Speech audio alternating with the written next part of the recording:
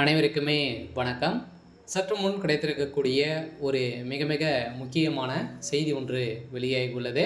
சற்று முன் 7 ஆண்டு சிறை, உதயநிதிக்கு எதிராக நீதிபதி இறுதி தீர்ப்பு. பாலியல் வழக்கில் வசமாக சிக்கிய உதயநிதி ஸ்டாலின், இது மாதிரி பார்த்திங்கன்னா செய்திகள் வெளியாகிருக்கு. இப்போ சதுரடியாக அண்ணா பல்கலைக்கழகத்தில் நடந்த பாலியல் வழக்கின் அடிப்படையில் உதயநிதியுடைய பெரும் அவருடைய நண்பர்களும் பார்த்தீங்கன்னா வசமாக சிக்கி கைதும் செய்யப்பட்டிருக்காங்க இல்லையா. இப்போ அவருடைய நண்பர்கள் கொடுத்த வாக்குமூலத்தின் அடிப்படையில் தான் இப்போ மாணவி புகார் கொடுத்த அடிப்படையில் இப்போ மாணவி கொடுத்த வாக்குமூலத்தின் அடிப்படையிலும் இதுவரை நடந்தது அனைத்துமே பார்த்தீங்கன்னா ஒரு அனைத்துமே திமுகவுடைய ஆட்டம் தான் அப்படின்ற மாதிரி நீதிமன்றம் வழங்கியிருக்காங்க. இதன் அடிப்படையில் இப்போ பாலியல் வழக்கின் அடிப்படையில் உதயநிதிக்கு எதிராக இப்போ பார்த்தீங்கன்னா அவருடைய நண்பர்கள் சிக்கியிருக்காங்களே, அவர் கொடுத்த வாக்குமூலத்தின் அடிப்படையில் இப்போ நீதிமன்றம் பாலியல் வழக்கில் இறுதி தீர்ப்பு வழங்கியிருக்காங்க. அந்த சார் யார் அப்படின்ற மாதிரி ஒரு பெரிய கேள்விக்குறியாகவே இருந்திருந்த நிலையில் இப்போ தமிழகத்தில் பெரும் பரபரப்பை ஏற்படுத்தியிருக்கு.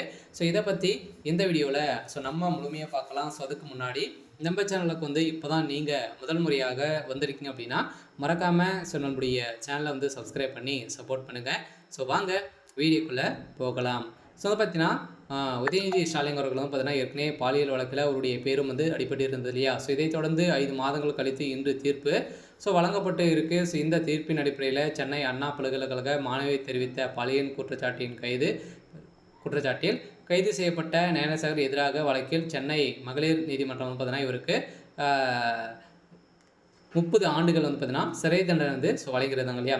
இதை தொடர்ந்து பார்த்தீங்கன்னா வருகின்ற ஏற்கனவே டிசம்பர் 24ஆம் தேதி புகார் சொல்லித்தது. இந்த புகாரின் அடிப்படையில் இவருக்கு வழங்கிய தீர்ப்பின் அடிப்படையில் இப்போ உதயநிதி ஸ்டாலின் அவர்களுக்கும் இதில் தொடர்பு இருக்குது அப்படின்ற மாதிரி தான் இப்போ தகவல் வெளியிருக்கு. இந்த தகவலின் அடிப்படையில் பார்த்தீங்கன்னா காவல்துறை விசாரணையை சிபிஐக்கு மாற்ற வேண்டும் என கோரி தொடர்ந்து வழக்கை விசாரித்து வந்த சென்னை உயர்நீதிமன்றம் கடந்த டிசம்பர் 28ஆம் தேதி பெண் மற்றும் ஐபிஎஸ் அதிகாரி அடங்கிய சிறப்பு புலனாய்வு குழு விசாரணைக்கு மாற்றி அமைக்கப்பட்டது. இந்த விசாரணை அடிப்படையில் இப்போ அதிரடியாக பார்த்தீங்கன்னா உதயநிதியுடைய நண்பர்கள் கொடுத்த வாக்குமூலத்தின் அடிப்படையில் இப்போ சதுரடியாக ஞானசார் அவர்களுக்கும் 30 ஆண்டுகள் மகளிர் ஆணையம் வழங்கியிருக்காங்க. இதை தொடர்ந்து உதயநிதி ஸ்டாலின் அவர்களுக்கும் 7 ஆண்டுகள் சிறை தண்டனை விதிக்க போகிறதாகவும் தகுந்த ஆதாரங்களும் பார்த்தீங்கன்னா சிக்கியிருக்கு இல்லையா.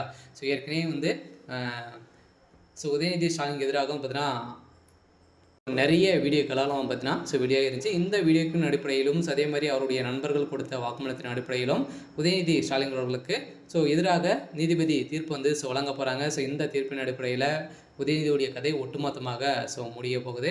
சரி, ஓகே. இன்றைக்கான அப்டேட் இதுதான். மறக்காமல் நம்மளுடைய சேனலை சப்ஸ்கிரைப் பண்ணி சப்போர்ட் பண்ணுங்கள். தேங்க்யூ.